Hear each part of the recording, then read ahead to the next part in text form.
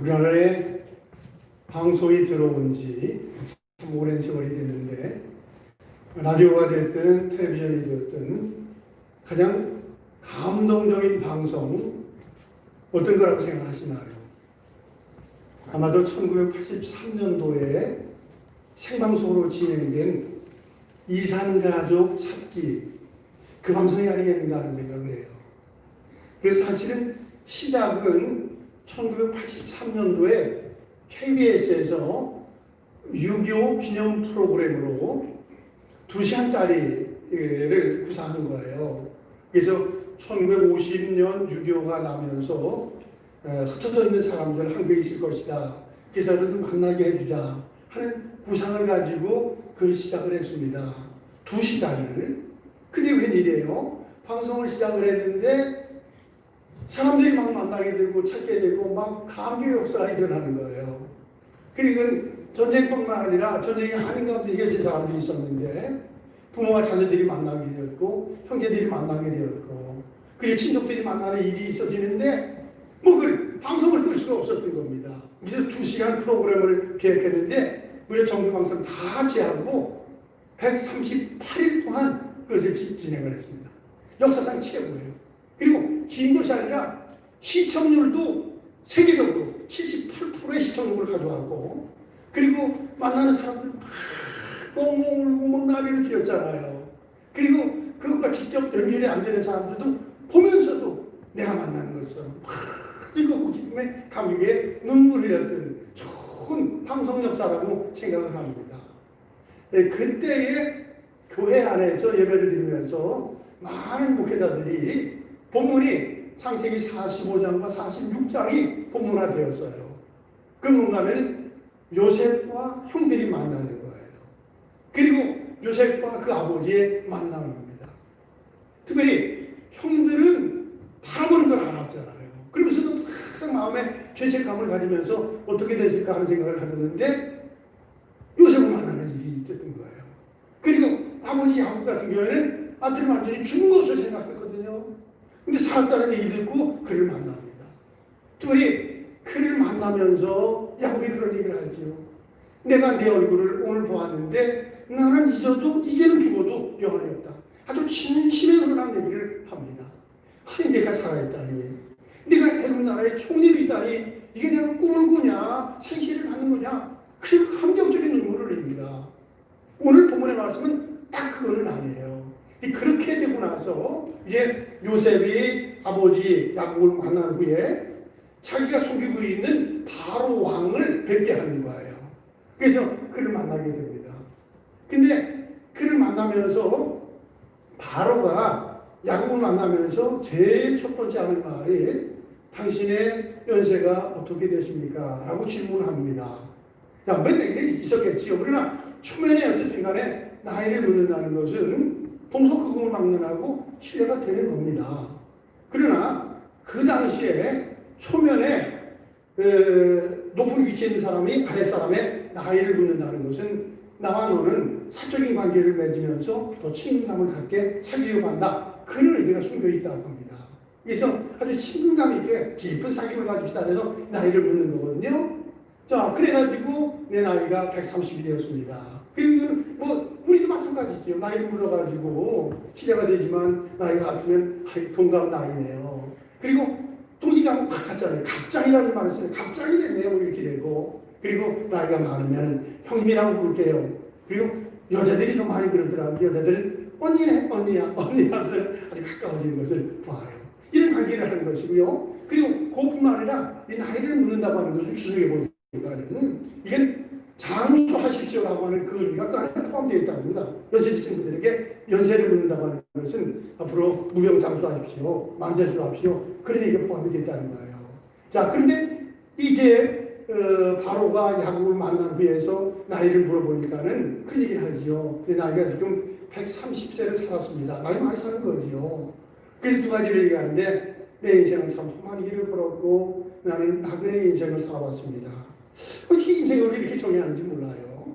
그렇잖아요. 야곱이라는 사람은 이삭의 아들로 태어났는데 아들로 태어나면서 쌍둥이로 태어납니다. 근데 후둥이로 태어나지요. 동생으로 태어납니다. 그래서 야곱은 어떻게 하든지 장자의 축복을 좀 누리면 좋겠다. 몇 분 차이인데 6천 차이가 있어서 되겠다는 생각이 늘 마음에 있었던 것 같아요. 우리도 장자의 권한이 있지만 이스라엘은 다릅니다. 이스라엘 같으면 그런 거예요. 아들이 10명이 있어요. 그 집안에 땅이 100마디가 있습니다. 그러면 10마디 쉽게 주면 되잖아요. 쉽게 그냥 그렇게 하잖아요. 근데 이스라엘은 법적으로 아들이 10명 있고 땅이 100마디가 있으면 50마디를 큰 아들한테 주는 거예요. 그리고 나머지 50마디를 가지고 9명의 아들에게 나눕니다. 어떻게 불공평한 아닙니까? 근데 그 장자의 특권이라는 것은 태어나면서 이렇게 하는 거예요. 그래가지고 야곱이 어떻게 하든지 형에서 가지고 있는 그 장자의 특권을 내가 받아야 되겠다는 생각을 갖게 되고, 그리고 팥죽 한 그릇 사건을 통해서 장자의 특권을 갖지 않습니까? 그리고 그것을 받으면서 아버지 이삭에게 큰 축복을 받습니다. 그런데 축복을 받았는데 그때부터 화근이 생긴 거예요. 그때부터 에서가 야곱을 죽여버리려고 합니다. 그래서 어쩔 수 없이 어머니 르베카가 자기 오라버니 라반이 살고 있는 먼 곳에 어쩔 수 없이 형 에서의 화가 풀리기까지 야곱을 피신을 보냅니다. 그리고 거기 가서 열심히 살아요. 참 주님이 살았습니다. 근데 그 야곱이 복덩이에요. 가는 곳마다 복을 모는 게 아닙니다. 그리고 거기서 살면서 거기서 이제 장가를 드는데 외동 사촌 여동생 둘을 아내로 맞이하게 되고, 또 그 가장도 참 기구하게 어렵게 힘든 거를 걸어갑니다. 그리고 거기서 자녀손들을 다 자식들을 주면서 오래 살다가 내일 고향을 그리워하지 않습니까? 그리고 고향을 향해서 오는데 에서를 만나려고 하는데 야곱이 온다는 소식을 에서가 듣고 나서 웬일이에요? 환대하는 것이 아니라 집안에는 400명의 군인을 몰고 나오는 거예요. 그러니까 오래전에 하셨던 한을 나를 죽이면서 풀으려고 그러는구나. 형님 시독하구나. 자기는 어떻게 대항해서 싸울 수 있는 길이 없지 않습니까? 그래서 하나님 아버지 정말로 살려주십시오. 우리 형님 마음을 바꿔주십시오. 그리고 약보강에서 간절하게 하나님을 기도합니다. 기도하죠. 하나님이 그 기도를 들으시고 응답하십니다. 아무 일 없이 에서가 만나게 되는 거예요. 그래서 에서가 야곱을 만나면서 그런 얘기를 하죠. 야곱이 에서를 만나면서 내가 형님을 보니까 형님의 얼굴이 꼭 하나님 같습니다. 그런 얘기를 해요. 이거는 거짓말하는 게 아니에요. 하나님께서 내 기도를 들으시고 이렇게 아무 일 없이 만나게 되니 이 얼마나 감사한지 아버지가 살아계신 것 같습니다.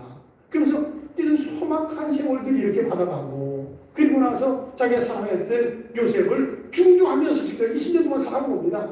그 얼마나 마음 가운데 험악한 일이 있었겠습니까?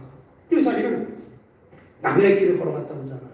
나그네라는 것은 일단 자기가 머물고 있던 가나안 땅에서 오랫동안 기근이 있어가지고 어쩔 수 없이 애국으로 피신을 온 거니까 그것도 하나의 나그네예요. 그리고 자기 할아버지 아브라함 통해서 들었을 겁니다. 우리 선조들은 본래는 갈대우르에서 살았는데 거기서 하나님의 음성을 듣고 가나안 땅으로 이주해 왔다. 그래서 나그네 길을 걸어간 것입니다. 인생을 어떤 의미에서 다 나그네처럼 살아가는 거예요. 그래서 우리가 수요일마다 예배소 베드로전서의 말씀을 나누는데 베드로도 그래요. 인생은 다 나그네다. 그리고 남은 때를 사람의 종욕대로 살지 말고 하나님의 뜻대로 살아가라. 귀한 결론이라고 생각합니다. 어쨌든 나그네지만은 믿음을 가진 사람들은 하나님의 뜻을 이루며 하나님 안에서 나아가는 거예요. 그러나 믿지 않는 사람들은 하나님의 뜻을 할 수가 있나요? 그리고 어디로 가는지 알지 못하는 인생을 살아갑니다. 어느 제가 많은 들으신 분이 집안에서 하인들을 줬는데 그 하인 가운데 자기의 보기에 좀 어리석은 하인에게 지팡이 하나를 선물로 주었다고 해요. 한테서 지팡이 선물을 주면서 얘야 너 이 지팡이 가지면서 좀 삶을 좀 지혜롭게 슬기롭게 살아가라. 그리고 만약에 너보다 어리석은 사람, 미련한 사람이 있으면 이 지팡이를 선물로 줘라. 참 이상하네. 왜 나에게 지팡이를 선물로 주고 나보다 더 어리석은 사람을 둘까? 한 생각을 가지면서 그래 내가 그렇게 하지. 근데 세월이 한참 지나면서 그 주인 할아버지가 세상을 떠나게 됐어요. 자기가 누워서 고통을 당하면서 그 하인이 가서 인사를 했어요. 그랬더니 그 할아버지가 얘야 나는 이제 이 세상을 떠나게 됐단다. 아유 할아버지 떠나다니 어디를 가시나요? 어디를 가는지 알 수 있나? 언제 오시나요? 언제 오는 것을 알 수 있나? 한 번 가면 몸도 길을 걸어가는 거예요. 그랬더니 그 하인이 자기가 가지고 있던 지팡이를 그 할아버지에게 건네주더라는 거예요. 그 할아버지에게 이 자식아 이것은 어리석은 사람한테 주라 했더니 이놈아 나한테 이 지팡이를 줘 이놈아 그렇게 하나를 쓰는 거예요. 그랬더니 그 하인이 말하는 것이 맞죠. 할아버지가 저보다 오래 적은 사람에게 20년 주고하고 있는데 할아버지 이 세상을 떠나면서 언제 올지도 모르는 곳, 어디로 가는지도 모르는 곳을 감히 세상의 할아버지처럼 어리석은 사람이 어디 있습니까? 그 얘기했다는 거예요. 의미 있는 얘기예요. 믿는 사람과 믿지 않는 사람들은 바로 그것입니다. 인생을 하나처럼 걸어가는 거예요. 그럼 믿지 않는 사람들은 어디로 가는지 알지 못하고 이 세상을 살아갑니다. 그럼 믿는 사람들은 그게 신앙의 시기입니다. 우리 이 땅을 살면서 이 세상을 다 떠나게 되는 거예요. 그러니까 떠나면은 돌아올지 못하는 어디로 가는 것이 모든 것이 아니라 하는 나라를 가고 있다는 것이 믿음으로 고백되는 것. 이것이 우리의 못된 일을 걸어가는 것입니다. 자, 야곱이 참 나이 하나 먹는데 참 지혜로운 얘기를 해요. 정말 험악한 세월을 살았지요. 인생의 나그네 길을 걸어갔습니다. 그리고 바로를 만나는 겁니다. 그런데 바로라는 것은 그 나그네로 살았다고 얘기하는 그 노인에게 아마 모습은 안 나오지만은 어르신 내 머리에 안수를 좀 해주십시오. 그리고 머리를 숙여서 축복 기도를 받는 것 같아요. 그 축복 받는 게 분명하니까요. 자, 오늘 말씀을 보십시오. 10절의 말씀을 같이 한번 읽어요. 시작. 야곱이 바로에게 축복하고 그 앞에서 나오니라. 자, 다시 말씀해서 야곱은 분명히 나그네로 왔고 자기도 나그네라고 하는 거예요. 근데 바로라는 사람은 애굽의 이집트의 제왕으로 있는 사람, 약한 사람입니다. 그 사람이 나그네에게 축복을 받습니다. 자, 이 축복이라는 것은 히브리 말로 바라크라고 하는 말을 씁니다. 한번 따라합시다. 바라크. 바라크라고 하는 것은 절대적 권위를 가지고 있는 사람에게 축복을 주는 거예요. 가령 하나님의 제사장들이 백성들에게 축복을 할 수도 있고, 나중에 야곱이 그 아들, 12아들들에게 축복을 하는데, 아버지 입장에서 하나님이 수많은 축복을 받았는데 이 축복을 너에게 준다 해서 바라크 하는 겁니다. 이것은 아브라함이 이삭에게 줬고, 이삭이 자기에게 줬고, 자기가 그 아들에게 주는 것이 바라크예요. 그냥 인사가 아닙니다. 이건 크게 축복을 하는 것입니다. 자, 그런데 다시 말해서 나그네 인생으로 살아왔고 온 그 노인에게 제국의 왕이 머리를 숙여서 축복을 받는다니 이게 있을 수 있는 일이겠습니까? 그렇잖아요. 얘기 배경이 있는 겁니다. 자, 보십시오. 그의 아들이 요셉이에요. 요셉이 옥에 갇혀 있다가 그때 이 바로가 꿈을 꿨습니다. 이게 무슨 꿈을 꿨는가 하면은 아주 뚜렷한 소가 7마리 나타나는 거예요. 그런데 나중에는 바싹 마른 소 7마리가 나오는 거예요. 근데 바싹 마른 소 7마리가 투실투실한 소를 다 삼켜버리는 겁니다. 야, 이상하다. 어떻게 7소가 바싹 마른 소에게 좀 먹혀 들어갈까? 그리고 꿈이 별로 좋지 않다 하는 생각을 하셨는데 이어서 꿈을 꿉니다. 뭔가 7 이삭이 아주 충실한 이삭이 있었는데 바싹 마른 이삭들이 그 이삭을 삼켜버리는 거예요. 이게 참 세상에 이 꿈이 참 이상하다. 그리고 성경에 나오니까는 잠을 이루지 못하고 범인을 합니다. 그리고 애굽에 있는 술객들과 지혜자들에게 내가 꾼 꿈이 무엇이냐 해몽을 좀 해달라고 하지만 누구도 해몽하지 못합니다. 근데 그때에 요셉이 감옥에 갇혀 있었고 그 소식이 그에게 갔습니다. 그래서 임금을 만나게 되고 임금님이 꾼 꿈은 그겁니다. 그래서 꿈에 대한 해몽을 하는 겁니다. 그러면 7 튼튼한 소, 7 충실한 소는 7회의 풍작을 얘기하는 것입니다. 동사가 잘 크게 풍작이 될 것입니다. 그런데 7 마른 소라든지 7 마른 이삭이라는 것은 7년의 흉작을 얘기하는 것인데 그 흉년 동안 풍작의 것을 다 삼켜버리고 그것이 중동일 때 다 그런 일이 있을 것입니다. 라는 얘기를 하고 이를 위해서 잘 풍작이 있을 때 예비를 해야 됩니다. 그래가지고 창고를 짓게 되고 그리고 전부 다 준비를 합니다. 그래서 실제적으로 그런 일들이 진행이 되어 나가는 거예요. 근데 그 과정 속에서 바로가 요셉의 얘기를 듣고 꿈의 해몽 그 지혜로운 방법을 듣고 나서 그런 얘기를 하죠. 내 어찌 이런 하나님의 감동된 지혜로운 사람을 만날 수 있느냐. 그게 크게 감동을 합니다. 그러고 나서 바로가 야곱에게 축복을 합니다. 인장반지를 다 빼주면서 이건 네가 깨지고 가라. 그리고 자기 입었던 세마포 옷을 다 입으면 왕이 입는 옷을 입혀주는 거예요. 그리고 왕의 목걸이에 걸었던 목걸이를 쳐 걸어줍니다. 왕이 타고 있던 금세를 주는 겁니다. 그러면서 얘기하죠. 그래, 내가 왕으로 있는 것은 사실이지만 자리는 내가 왕으로 자리지만은 모든 식구들은 네가 가지고 있는 사람, 네가 지혜로운 사람이고 네가 해야 국가를 온전히 통치해 나갈 수 있다. 크게 인정을 했습니다. 중심으로 인정을 합니다. 그래가지고 국가가 소위 말하는 태평성대를 누렸고 그 주변 국들이 수없이 장에 살아와서 구실거리고 양식을 달라고 그랬는데 그때에 그 정책을 펼쳐나간 요셉의 아버지가 오신 거예요. 그래서 그 아버지 앞에 이런 훌륭한 아드님을 주었으니 나에게 안수하셔서 나를 바라크해 주십시오. 축복을 해 주십시오. 라고 하는 겁니다. 참 아름다운 일이에요. 여러분들 지난 주간에 미국에서 하원 의원 선출돼 가지고 그 신문에 나왔던 그 신문 기사를 본 사람이 있을 거예요. 신문을 더 보니까는 흑인 여자가 한복을 그렇게 차려입고 사진을 찍었어요. 그 시기는 흑인이 한복을 입고 사진을 찍었나? 기사를 읽었지요. 그 유튜브에 들어갔어요. 들어갔더니 내용이 그렇더라고요. 그 미국에 있는 흑인 남자가 한국에 와가지고 한국 여성을 만난 거야. 군인으로 와가지고 거기에서 애가 낳았는데 그 여자가 그 여자인데 명문대학을 졸업하고 하원 의원, 국회의원입니다. 국회의원에 당선된 겁니다. 그리고 당선되는 과정에 촬영을 하고 그리고 나서 그 과정을 TV를 통해서 미국 전역에 방영을 해주는 거예요. 근데 거기에 자기 어머니, 한국 어머니지요. 한국 어머니, 자기 어머니가 거기에 올 수 없지만은 텔레비전을 보게 되는 거거든요. 근데 많은 하원 의원, 국회의원들이 있는데 누구나 할 수가 있나요? 그래가지고 아이디어를 낸 거예요. 그래, 전부 다 정장을 다 입었는데 여성 대세더라고요. 여성들인데 내가 한국의 피를 가지고 있는 한국 어머니를 줬으니까 내가 한복을 입으면 탁 띄어지지 않겠는가? 우리 어머니가 91세 노인인데 우리 어머님에게 이 기쁨을 드려야지 해가지고 그 아이디어를 썼더라고요. 와, 생각해보세요. 그 장면을 보면서 그 어머니가 얼마나 감격적인 눈물을 흘렸겠어요. 자기가 교육 되는 거 이상해요. 자기 딸이 유튜브에 들어가니까는 그 딸이 한인들에게 강연하는 것들이 많이 나오더라고요. 자기는 호년화로 많은 어려움이 있었지만 열등 것 가지고 살아갈 필요 없다. 자기의 실력을 키워나가라. 꿈을 켜쳐라.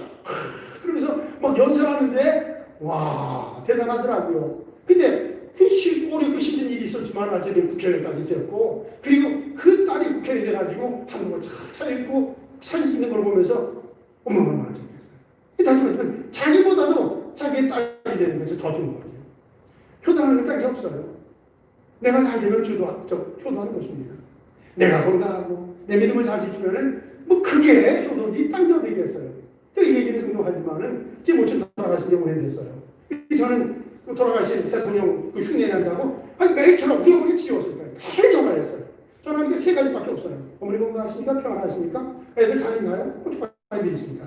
그러면 그래 나 잘 있다. 너 건강하냐? 교회 평안하냐? 전화비 많이 나온다. 전화 끊자. 없어요. 너 잘 있으면 되지. 뭐 이렇게 전화비 많이 나오는데 지금은 뭐 다음 주 정액자가 있지만 그 다음 주만 해도 해외 요금이 됐는데 너 건강하면 된다. 그럼 우리 어머니의 침심입니다. 너 잘 있으면 되지. 내가 내가 걱정하지 말아라.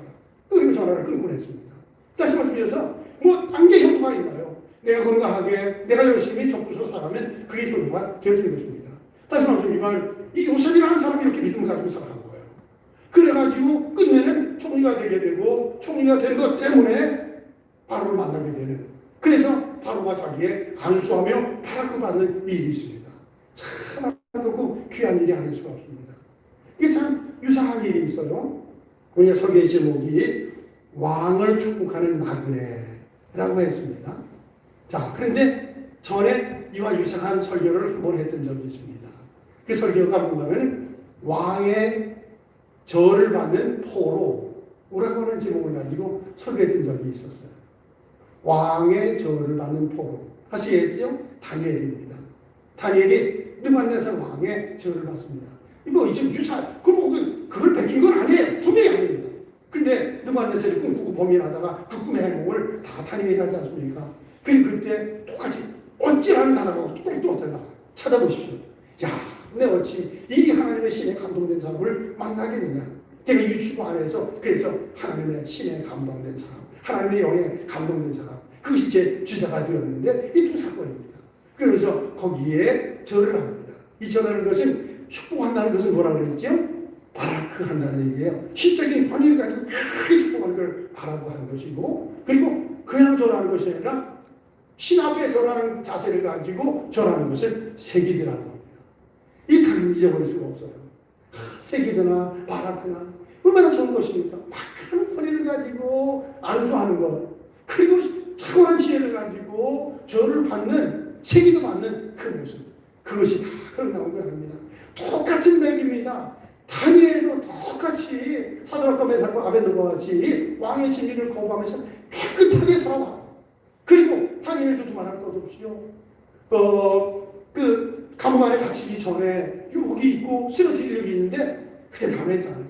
내 어찌 하나님의 말씀 듣지 않으니까. 그러니까 제가 봤습니다. 그게 이제 라틴 말로 표현해가지고 코람데오 한 거예요. 코람데오. 코람이라는 것은 앞에 데오. 코람데오. 한번 같이 합시다. 코람데오.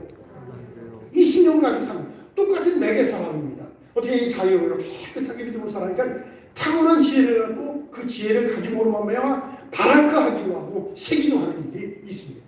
이건 억지로 되어주니까 아니라 충만한 무릎을 꿇고 머리를 숙이는 그런 일들이 일어나게 되는데 이 영적인 권위 속에서 일어나는 일입니다. 다시 말씀드립니다. 우리가 효도해야지요. 그리고 주변 사람들에게 영향을 줘야죠. 안 그렇습니다. 효도는 내가 잘 되면 효도입니다. 내가 영향을 우리 자녀인데 어떻게 하냐? 내가 믿음으로 잘 살아가면 그 영향력을 끼쳐주는 거예요. 영향력을 끼쳐주는 거예요. 요셉이 잘 살아가지고 아버지가 이런 영광을 얻지 않습니까? 이것입니다. 우리가 사람의 제일 되는 목적이 먹든지 마시든지 무엇하든지 하는 영광을 돌린다고 하는 거예요. 누가 어떻게 딴 것 없어요. 내가 진실하게 믿음을 잘 지키면 내가 잘 되는 것이고 내가 잘 되면 그 자체가 하나님의 영광입니다. 다시 말씀드리면 내 믿음을 내가 깨끗이 지키면은 그것이 효도하는 것이고 자녀들을 축복하는 거예요. 그리고 그것이 하나님의 영광을 올려드리는 삶이 되어지는 것입니다. 자, 그러면서 보십시오. 나그네가 제국의 제왕을 안수하고 바라크 축복을 합니다. 그리고 나서 나오는 것을 연상해 보십시오. 노인이 130세 된 노인이 축복하고 나와요. 나오면서 연세가 있기 때문에 주변에 뭐 신하들이 와서 보좌를 해주지 않았겠는가 하는 생각을 해요. 아마 지팡이를 들을 수 있었겠지요. 그리고 궁궐에 왔다 가니까 선물을 드리기도 했을 겁니다. 그래 연세가 되었으니까 선물을 직접 가지지 못하죠. 그리고 선물을 신하들이 가지고 와가지고 뭐 지금 같으면은 자가용에다가 실어져 있겠지만 그 당시 자가용이었고 수레에다가 그걸 갖다 드리는 거예요. 연상을 해보십시오. 생각하면 너무너무 좋은 거예요. 그렇지. 왕을 만나고 왔다고 해도 내가 이걸 만나서 내가 궁궐에 갔다 왔는데 그렇게 얘기할 수 있는 거예요. 근데 왜 그걸 궁궐에 가지고 왕을 만난 게 왕을 축복하고 왔다니까요. 그리고 그것을 나오는 장면을 보십시오. 땅도 믿음으로 사는 이 거듭니다. 다시 오늘 그 10절의 말씀을 같이 한번 다시 읽죠. 시작. 야곱이 바로에게 축복하고 그 앞에서 나옵니다. 야곱이 다시 말해서 나그네가 제국의 왕에게 바라크했고 축복을 했고 그리고 그 앞에서 나옵니다. 그 모습을 연상해 보십시오. 참 우리 교회는 참 감사한 것이 자녀들이 거의 잘 돼요. 참 너무너무 감사합니다. 얼마나 감사한지 몰라요. 이게 다 믿음의 모양을 가지고 있기 때문에 자녀들에게 영향력을 주고 있다고 생각을 해요. 참 감사합니다. 어쨌든 자녀들이 잘 되는 것이 부모에게 효도하는 것 아니겠습니까? 다 믿음 안에서 이런 연관관계를 열상 맺으면서 살 수 있기를 바라요. 자, 그러면서 나오면서 이제 이미 각본에 짜여있던 그런 부분입니다. 아버님 들어가시면은 임금님이 당신들 어느 땅에서 살고 싶습니까? 라고 얘기할 겁니다. 그러면 땅은 그저 저쪽 변두리 땅인데 땅은 좋은 땅이 있어요. 고센 땅이라고 하는 그 땅을 좀 달라고 하십시오. 그것이 람셋이라고도 얘기하는 거예요. 자, 보십시오. 11절 보면은 요셉이 바로의 명령대로 그의 아버지와 그의 형들에게 거주할 곳을 주되 애굽의 좋은 땅 람셋을 그들에게 주고 소유로 삼게 하고 그래서 이게 다 각본에 짜여 있는 거예요. 물론 좋은 땅이지만은 이 카이로 지역에서는 완전히 변반 지역이에요. 이집트의 지도를 보게 되면 이집트는 우리나라보다 10배가 큽니다. 굉장히 큰 나라예요. 그리고 거의 다 사막 지역이에요. 사막 지역입니다. 근데 이 고센이라는 지역은 쉽게 얘기하면 이동이 다 그렇게 얘기할 수 있어요. 그러면서 람셋은 장암리 그렇게 되는 겁니다. 그래서 도로의 사람들이 장암리오라고 그러지 않고 이동가자고 그러잖아요. 그런 표현 속에서 되어진 것입니다. 같은 지역을 얘기하는 것이에요. 근데 고센 땅 거기 보면은 이제 이집트의 북쪽에 있지만 북쪽에 강이 나일 강이 시작이 되는 그것입니다. 그런데 그 땅은 왠가 하면은 카이로 지역에서 양을 키우게 되면 소나 뭐 이런 돼지 같은 거 이런 양에게 냄새가 날 수 있잖아요. 이 냄새가 나는 것을 전부 다 피해버리다 해서 그러다 밀게 하는 그거예요. 오늘 여기 앞부분에 46장 마지막에 그렇게 나와요. 33절 당신들은 이르기를 주의 종들을 버렸을 때부터 지금까지 목축하는 자들이 오는데 우리와 우리 선조가 다 그러하이다 하소서. 애굽 사람은 다 목축을 가증히 여기나니 당신들이 고센 땅으로 살게 되리이다. 애굽 사람들은 목축하는 것을 별로 좋지 않게 생각하기 때문에 변방으로 모를 것입니다. 그러나 그 땅이 좋은 땅이거든요. 그 땅을 달라고 하십시오. 그래서 그 땅에 가서 사십시오 하게 되고 그 땅을 받게 됩니다. 근데 웬일입니까? 세월이 한참 400년의 세월이 들어가요. 지나고 나서 하나님께서 모세를 불러가지고 이스라엘민들을 애굽 땅에서 출애굽시키는 과정을 하죠. 그러니까 바로가 내 백성을 보내달라 했더니 무식이 소리냐, 네 백성이 어딨냐, 너희들 나무 우리 농사는 어떻게 되냐, 그리고 안 듣습니다. 근데 하나님께서 내 손에 든 게 뭐냐 했을 때 지팡이죠, 땅이나 회문됩니다. 수고인들도 그 얘기를 하는 거예요. 야, 그거 가지고 나의 강처럼 피가 됩니다. 그리고 뭐 개구리가 둥실둥실하게 막 하는 거예요. 재앙이 10가지 쭉 나타나기 시작합니다. 자, 그런데 묘한 일이 있어요. 애굽 전역에 재앙이 쭉 내리기 시작하는데 이스라엘 사람이 살고 있던 람셋이라고 불리는 고센 땅에는 멀쩡해집니다. 그 조금 시간 지나다 한번 찾아봐요. 그 너머에 분명히 있기 때문에 출애굽기 8장 22절입니다. 일을 많이 하고 있어서 졸린 분이 계속 계신 것 같아요. 굉장히 피곤하신 것 같아요. 네. 출애굽기 8장 22절 21절부터 제가 읽겠습니다. 출애굽기 8장 21절부터 내가 만일 내 백성을 보내지 아니하면 내가 너와 내 신하와 내 백성과 내 집들에 파리떼를 보내리니 애굽 사람의 집집에 파리떼가 가득할 것이며 그들이 사는 땅에도 그러하리라. 그날에 나는 내 백성이 거주하는 고센 땅을 구별하여 그곳에는 파리가 없게 하리니. 잘했습니다. 애굽에 여러 지역이 있습니다. 근데 내 백성 이스라엘 사람들이 살고 있는 고센 땅을 구별해서 파리가 없게 하리라 라고 말씀하시고 그 시간 지내야 됩니다. 자, 그래요. 이스라엘 사람들 하나님부터 선택받은 사람입니다. 야곱의 다른 이름이 이스라엘이 된 거예요. 선민입니다. 저 그렇잖아요. 야곱이라는 사람 온전한 사람 아닙니다. 그 요셉 역시 온전한 사람이 아니에요. 이 하나님이 은혜를 주셔서 이렇게 살아가는 겁니다. 근데 중요한 것은 은혜가 은혜되기 위해서 삽니다.